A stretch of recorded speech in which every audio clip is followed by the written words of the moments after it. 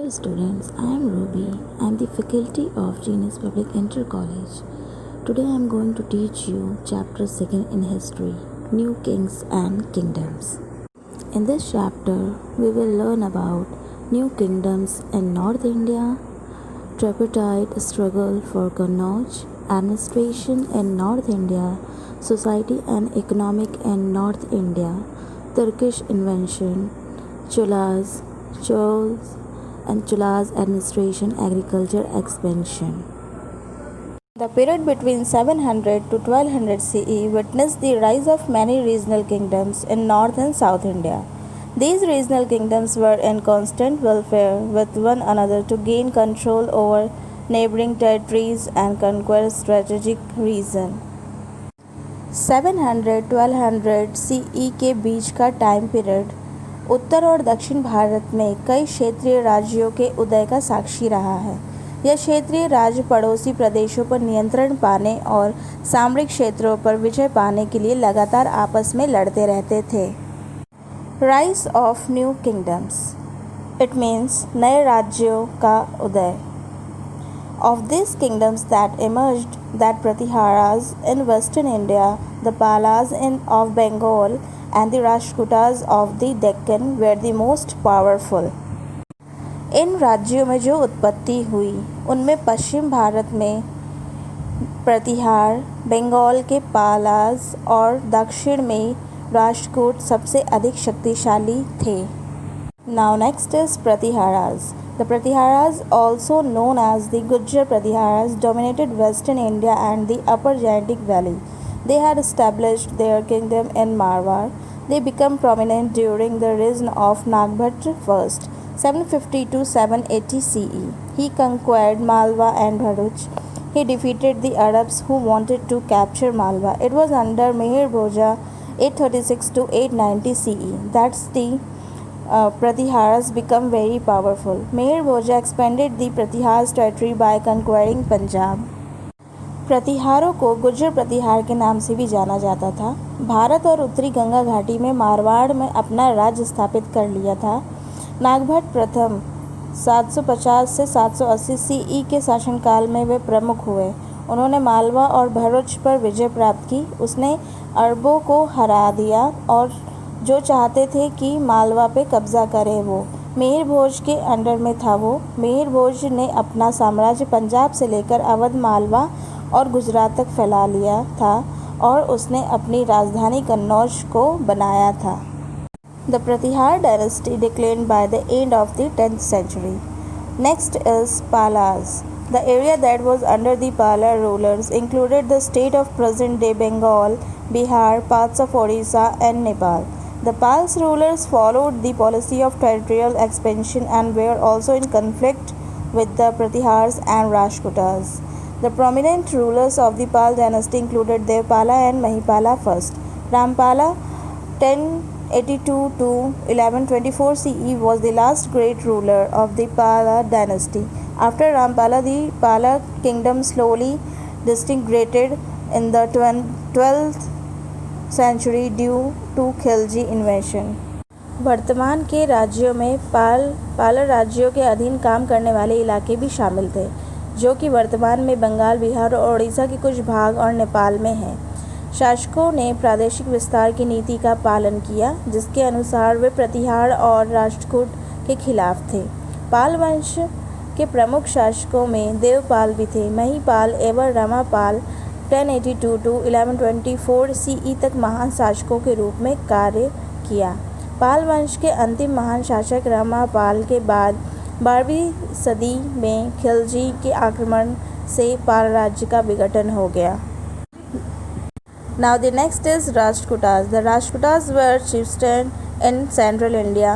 They later rose to the position of an independent ruling dynasty in the Deccan. Danti Durg 750 to 756 CE was the founder of the Rashtrakutas. It was during his rule that the Rashtrakutas rose to prominence after defeating the Chalukya.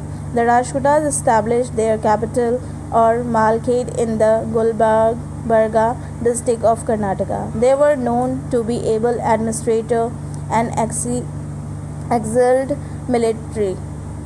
The strong Rashtrakutas army fought the Palas and Pratihars. They were also in conflict with the Pallavas. The power of the great Rashtrakutas dynasty declined by the 10th century. Rashtrakuta मध्य भारत के मुखिया थे। दंती दुर्ग 752 से 756 CE Rashtrakuta के संस्थापक थे। उनके शासनकाल में चालुक्यों को पराजित करने के बाद राष्ट्रकूट ऊपर उठकर उभरे। राष्ट्रकूट ने कर्नाटक के गुलबर्गा जिले में मलखेड़े के अपनी राजधानी की स्थापना की। ये अच्छे प्रशासकों के रूप में जाने जाते थे और सैनिक दृष्टि से उत्कृष्ट थे। मजबूत राष्ट्रकूट सेना ने पाल और प्रतिहार के साथ युद्ध किया। वे भी पल्लवों के ही संघर्ष में थे। महान राष्ट्रकूट वंश की शक्ति 10वीं शताब्दी में इसका विघटन हो गया। Rise of the Rajputs. The term Rajput means son of the ruler. Rajputs were of Kshatriya origin and were divided into Suryavanshi descendants of the sun, of Chandravanshi descendant of the moon. The Rajputs played a significant role in North India during the 9th and 12th century. The Chauhans of the Chamans emerged too as the most powerful Rajput clan. The Chamans were the vassals of the Pratihars and the greatest Chaman ruler was Prithviraj Chauhan. Rajput का अर्थ है शासक का बेटा। राजपूत की उत्पत्ति क्षत्रियों से हुई है। राजपूत को चंद्रवंशियों और सूर्यवंशियों दो भागों में बांटा गया। उत्तर भारत में राजपूत की 9वीं और 12वीं शताब्दी में महत्वपूर्ण भूमिका निभाई। चौहान और चामन सबसे शक्तिशाली राजपूत वंश के रूप में उभरे। चामन प्रतिहार्स महानतम शासक थे। राजपूत में सबसे महान शासक पृथ्वीराज चौहान थे। Tripartite struggle for Kannauj. Kannauj was situated near the bank of the Ganga river. Many regional kingdoms wanted control of Kannauj. Kannauj was a flourishing city since the times of Harshvardhana. Being a vicinity of a river made it advantageous of trade and agriculture. Even after Harshvardhana, that Kannauj held significance for many of the regional kingdoms. The three main kingdoms of Pratihars, Pals, and Rashtrakutas got engaged in tripartite struggle to conquer the city of Kannauj. The conquest of Kannauj was essential for political supremacy in North and Central India. It also enabled the control of the fertile Gangetic Valley. Kannauj Ganga घाटी के किनारे स्थित था। अनेक क्षेत्रीय राज्य ने कन्नौज पर नियंत्रण रखना चाहा। कन्नौज 5 वर्षों तक एक समृद्ध शहर रहा। हर्षवर्धन के काल तक शुरुआत में इस इलाके में नदी में इसे व्यापार के लिए लाभदायक बना दिया और कृषि के लिए भी। हर्षवर्धन की मृत्यु के बाद कन्नौज का महत्व अनेक क्षेत्रीय राज्यों में रहा।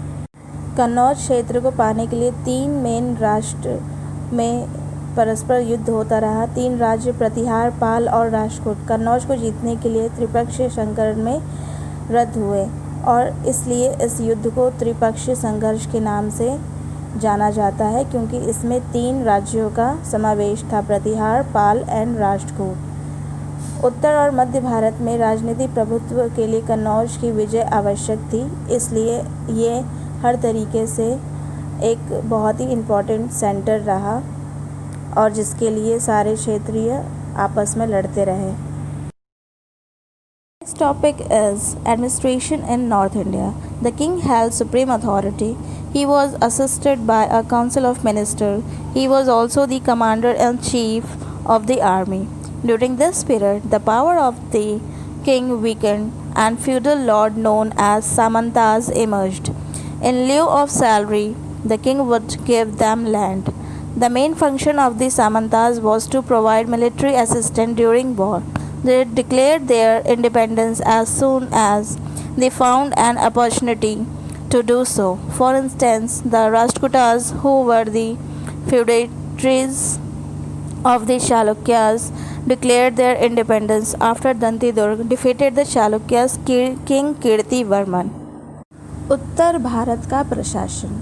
राजा के पास सर्वोच्च अधिकार था। उसे मंत्रियों की एक परिषद ने सहायता प्रदान की थी। वह सेना का सेनापति भी था। इस काल में राजा की शक्ति क्षीण होती चली गई और सामंतों की उत्पत्ति हुई और वो आगे बढ़ गए। वेतन लेने के बदले राजा उनको ज़मीन दे देता था। सामंतों का मुख्य कार्य युद्ध के दौरान सैनिक सहायता उपलब्ध कराना था। जैसे ही उन्हें ऐसा करने का अवसर मिला, उन्होंने अपनी स्वतंत्रता की घोषणा की। उदाहरण, राष्ट्रकूट जो चालुक्यों के सामंती थे, उन्होंने अपनी स्वतंत्रता घोषित कर दी। दंतीदुर्ग ने चालुक्य के राजा कीर्तिवर्मन को हराया। Some officials who assisted the king in the administration of the kingdom included the Sandhi Vigrahika, foreign minister, Bhandarika, officer of the government store, Kotapalla, inspector of frauds, Akshapatalika, revenue minister, and the Rajpurohita, royal priest. राज्य के प्रशासन में राजा की सहायता करने वाले कुछ अधिकारियों में से संधि विग्रहिका, फॉरेन मिनिस्टर यानी कि विदेश मंत्री, भंडारिका, ऑफिसर ऑफ द गवर्नमेंट यानी कि सरकार का अधिकारी, कोटापल्ला, इंस्पेक्टर ऑफ फोर्ट्स यानी किले का इंस्पेक्टर, अक्षरपटलिका, रेवेन्यू मिनिस्टर यानी कि कर मंत्री, and the Rajpurohit, royal priest जो कि पुजारी थे। The kingdom was divided into bhuktis और प्रोविंस यानी कि जो राज्य था वो भुक्तीस और प्रांतों में विभाजित था। Where further divided into विशास और फिर से उसे डिवाइड किया गया विशास में। A governor was assigned to look after the bhuktis while the विशास were look after the विश्यापति। विश्यापति को जो देखता था उसको विश्यापति के नाम से जाना जाता था। Village is the small unit that was looked after the ग्रामपति और विलेज हेडमैन। जो गांव था उसे विलेज हेडमैन से के द्वारा देखा जाता था यानी कि वो इंचार्ज था। The village had their own administrative setup and the overlooked by the village headman who was assisted by the some officials. Next is society. The society was based on the caste system यानी कि जो समाज था वो जाति प्रथा पे विभाजित था। The Kshatriya along with the Brahmans enjoyed the highest position. जो क्षत्रिय थे और ब्राह्मण थे वो सबसे जो हाईएस्ट पोजीशन होती थी, जो मतलब कि उच्च जो अधिकार थे वो उन्हीं को प्राप्त थे इन सोसाइटी मतलब कि समाज में। The Kshatriya were in warrior class that ruled over the kingdom. The Brahmans perform the duties of the priest and also give advice to the king. जो ब्राह्मणों का काम था वो था उन पूजा पाठ करना और राजा को मशवरा या एडवाइस देना। The West comprised the traders and the merchant who played an important role in the city administration. The Shudras performed the menial job and had no right as such. Al-Biruni mentioned this rigid caste system in his Tahqiq-e-Hind. Al-Biruni also makes a mention of a new group that emerged during the period, Kayasthal, who performed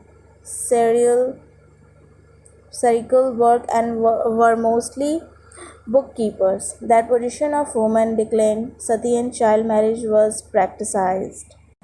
ब्राह्मणों का काम पूजा पाठ करना था। क्षत्रियों का जो work था वो था अपने एरिया की प्रोटेक्शन करना यानी कि रक्षा करना। जो वैश्य थे वो करते थे व्यापार और जो शूद्र थे ये इन तीनों की सेवा करते थे यानी कि समाज में जो सबसे नीच श्रेणी के लोग थे उन्हें शूद्र कहा गया। और इसका जो वर्णन है वो अल-बिरूनी के तहक़ीक़-ए-हिंद में किया गया है। और उस टाइम जो वुमेन की पोजीशंस थी वो भी अच्छी नहीं थी। सती और चाइल्ड मैरिज ये बहुत ज़्यादा इस समय प्रचलन में थे समाज में यानी कि स्त्रियों की स्थिति इस समाज में अच्छी नहीं थी।